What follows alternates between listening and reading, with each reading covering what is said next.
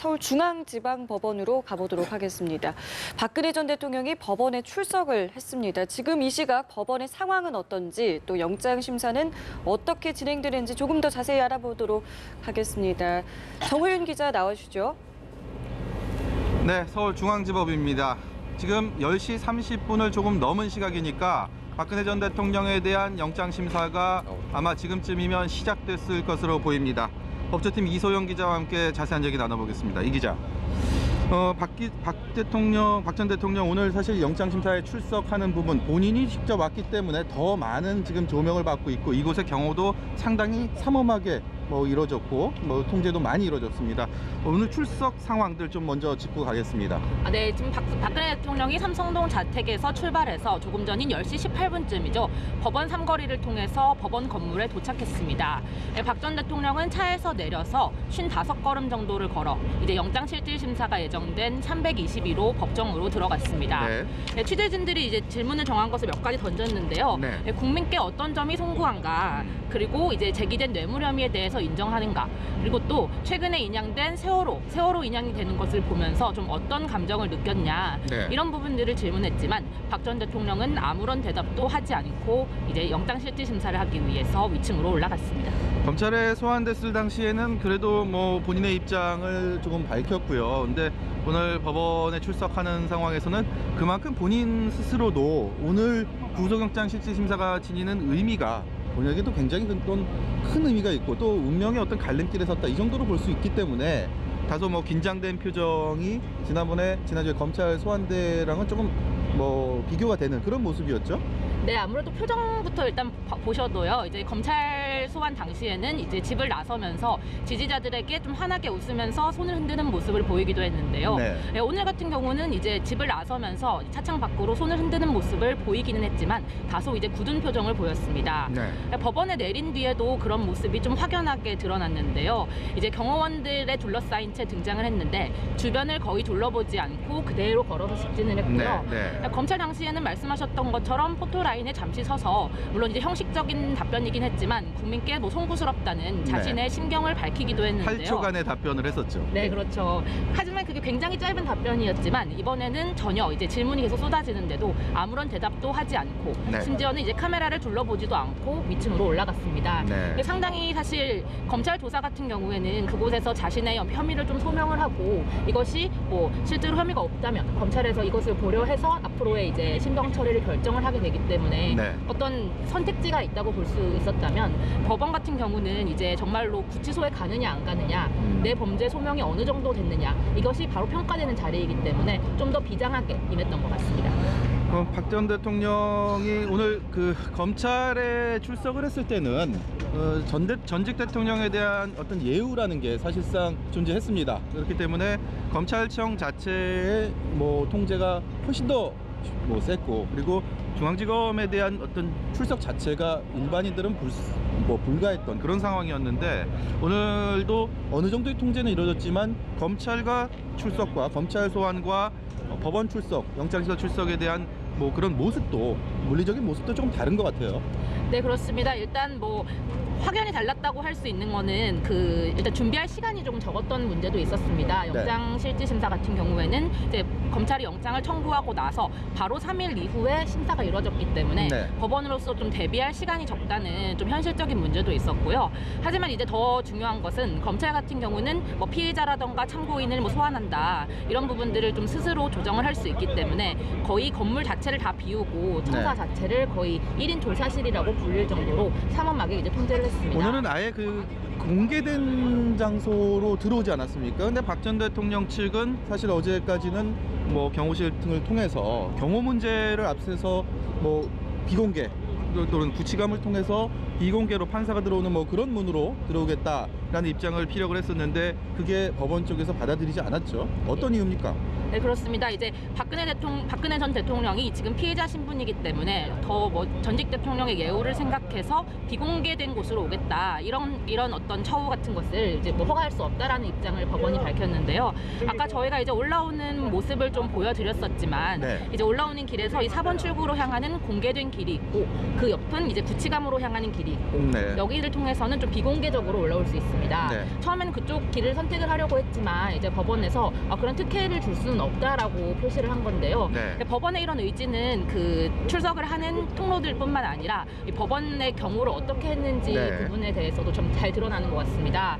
오늘 저도 이제 법원에 일찍 와서 주변을 좀 둘러보다 보니까 일반 민원인들이라던가 재판 관계자들이 굉장히 많이 있는 것을 볼 수 있었습니다. 검찰 출석 때와는 좀 사뭇 다른 모습인데요. 이제 법원 공보관이 밝히기로는 이제 박근혜 전 대통령이 아무리 전직 대통령으로서의 이제 예우가 좀 필요하고 경호 문제가 있긴 하지만 그래도 좀 생각을 해야 될 게 법원은 재판이 열리는 곳이고 모두가 이제 똑같은 피의자라는 신분 혹은 뭐 참고인이라는 신분으로 법정에 출석을 하는 것이기 때문에 특정 인물에게만 어떤 혜택을 줄 수는 없다. 이렇게 의사를 표시하면서 오늘 같은 이제 상황이 이루어진 것으로 보입니다. 영장 심사가 이제 시작이 됐을 테니까 이제 그 법정 321호 법정은 지금 어떤 얘기를 하고 있고 어떻게 구성되어 있고 뭐 어떤 사람들이 들어가 있는지를 좀 짚어보겠습니다.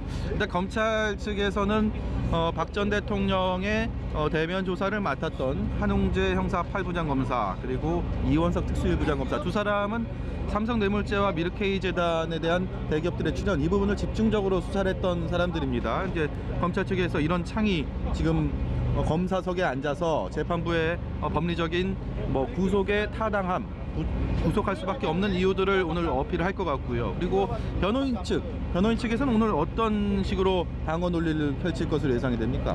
네, 일단 그 검찰의 칼에 맞서는 변호인은 이제 2명 정도가 들어갈 것으로 예상이 되는데요. 일단 그 검찰 특수본 1기 때부터 박 전 대통령의 변호를 맡아왔던 유영하 변호사, 이제 사저에 자주 드나들면서 이제 얼굴이 좀 알려지기도 했죠.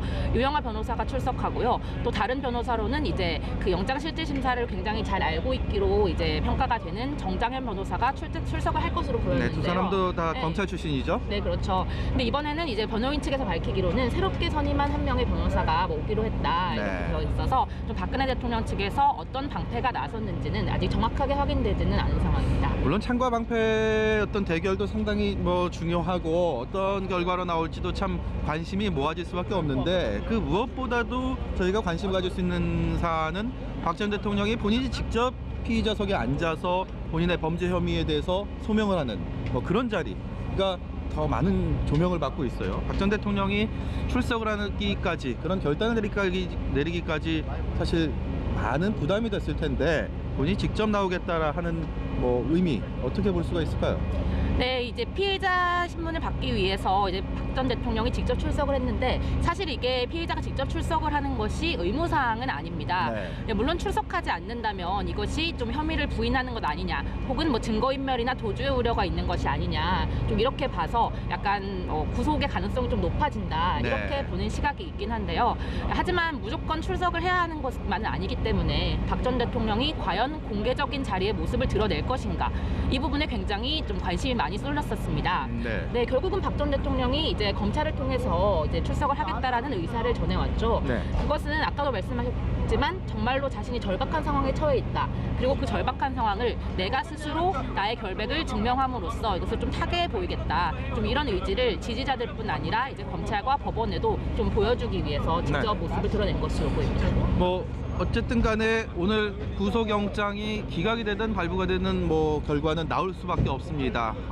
구속영장이 발부가 돼서 구속되면 서울구치소로 이동해서 수감 생활을 하게 되고 검찰에서 이제 다시 검찰 조사를 받게 되는데요. 만약 기각되면 또 함성동 자택으로 갈 것이고 그렇다면 이 구속의 뭐 기각과 발부를 가름할 가장 중요한 법리적인 부분들, 가장 중요한 혐의가 뭔지를 다시 좀 짚어봐야 될 것 같습니다. 아무래도 삼성 뇌물죄 이쪽으로 봐야 될까요? 네, 그렇습니다. 이제 삼성 뇌물죄 같은 경우는 특검 수사에서 처음으로 이제 적용이 된 부분인데요.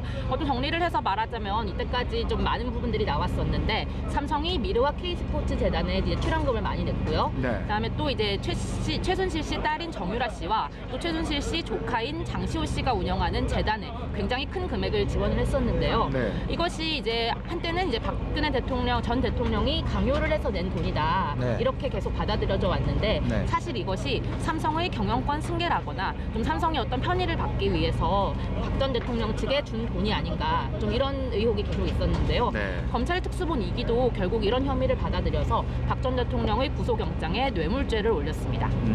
결국 뇌물죄, 뇌물수수, 그다음에 뇌물 일단 공여자인 삼성의 이재용 전 부회장이 지금 구속된 상황에서 뇌물수수에 대한 부분을 검찰이 과연 법원이 오늘 최순실 씨와 함께 박 전 대통령 공모자로 볼 수 있느냐, 이 부분이 오늘 쟁점이 될 것 같습니다. 박 전 대통령 입장에서는 사실 지난번에 검찰 조사를 받고 나서는 뭐 진실을 밝히기 위해서 애쓰신 검사들과 검찰 가족들에게 경의를 표한다, 좀 의외의 그런 뭐 메시지를 던졌어요. 근데 오늘 영장 심사를 앞두고 어제 같은 경우 하루 전날 뇌물죄에 대해서 강하게 부인을 하면서 본인의 범죄 혐의가 사실상 없다라는 것들을 이렇게 어필을 했는데, 박 전 대통령 오늘 어떤 식으로 또 지금 영장의 발부가 부당하다 이렇게 보는 이유는 가장 결정적인 건 뭘로 봐야 될까요? 네, 어제 변호인 측이 이제 뭐 기자단들에게 전체 문자를 보내서 밝혔던 것처럼 이 뇌물이 될 수 없다라는 부분을 가장 집중적으로 소명할 것으로 보입니다.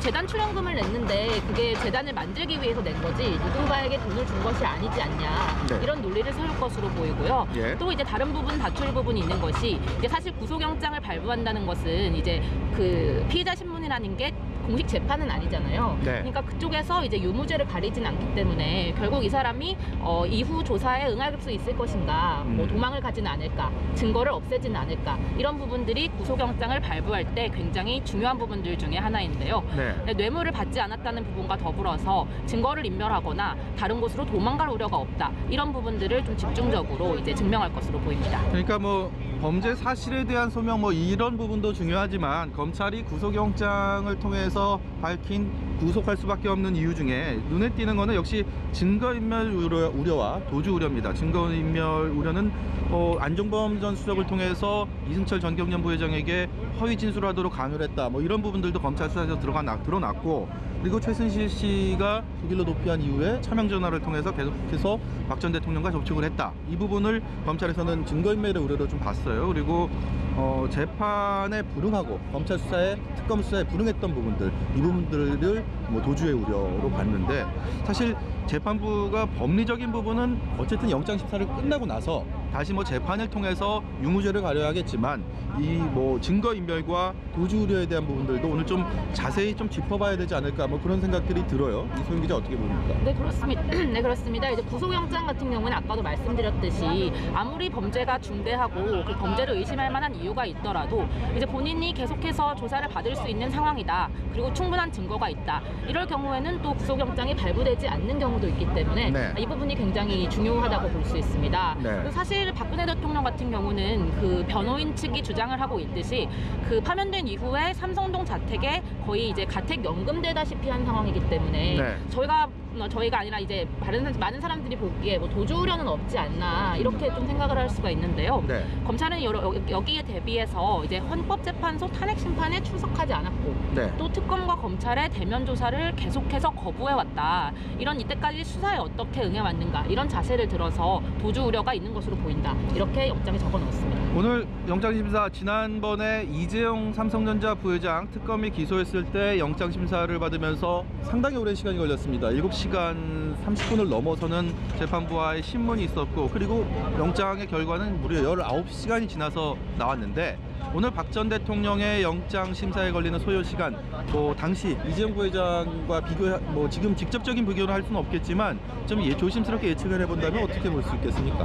네, 일단 혐의의 가지수로만 따져봐도요, 이재용 삼성전자 부회장 같은 경우는 그 뇌물 공여와 재산 국외 도피 이런 혐의가 한 4-5가지 정도가 됐었거든요. 네. 근데 이제 단순히 가지수로만 비교해도 박근혜 전 대통령 같은 경우는 뇌물 혐의를 비롯해서 13가지 혐의가 있습니다. 네. 결국 이 부분에 대해서 간단하게라도 소명을 모두 마친다면 그 이재용 부회장의 기록인 7시간 30분을 좀 가볍게 넘어서지 않을까, 이런 예측이 지금 우세한 상황이고요. 네. 또 이제 아무래도 전직 대통령이라는 이런 부담감 때문에 법원에서도 이제 이재용 부회장보다 훨씬 더 장고 끝에 결정을 내릴 가능성도 조심스럽게 나오고 있는데요. 네. 이렇게 된다면 결국 최종 결과가 나오는 것은 내일 아침이 되어서야 하지 않나 이렇게 예측하고 있습니다. 마지막으로 오늘 구속이 만약 된다면 지금 이소연 기자의 얘기를 들어보면 내일 새벽 뭐 더 늦으면 내일 아침은 돼야지 영장심사 결과가 나올 것이다 이렇게 좀 전망이 되는데 만약에 법원이 영장을 발부한다 이러면 박 전 대통령